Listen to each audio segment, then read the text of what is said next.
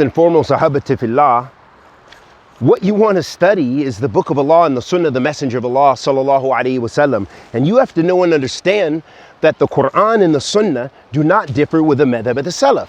The Quran and the sunnah do not differ with the madhab of the Salaf. So that is the first point that you need to know, digest, and understand, that there should be nothing from the Salaf as-Salih, from the manhaj of the Salaf, that is going to differ from the book of Allah subhanahu wa ta'ala, because everything that we take as our deen is coming from the Quran and the Sunnah. And we take the understanding of the Salaf of this ummah. So that's first and foremost, returning to the Quran and the Sunnah if you want to study and understand. As far as these masail of refutations and hajr, and which are intricate masail, I don't think the people in the past, this is from my limited knowledge, the general laypersons did not study these things and did not get into these issues. They learned from the scholars, those who attended lessons and learned, they learned from the ulama.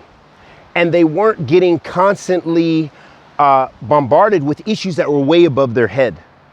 Issues that were not going to help them in their daily life of buying, bartering, and trading, and dealing with one another, and dealing with non-disbelieving societies, and dealing with people, the issues of jihad, and the issues of leadership, and the issues of oppression, and all the kind of daily things that these societies dealt with through much of Islamic history.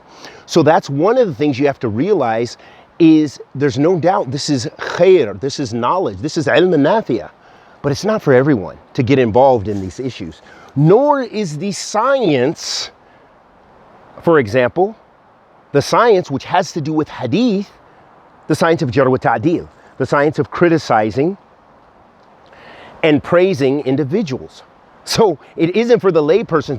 What did you mean? Did you listen to him and he said, was that jarh mufassir? Was it this? Was it that? These qawaid, these are azim principles that the scholars used to preserve the deen of Allah subhanahu wa ta'ala, and that they used in order to authenticate the ahadith of Rasulillahi sallallahu alayhi wa sallam. So, as I said, returning to the book and the sunnah is your first step.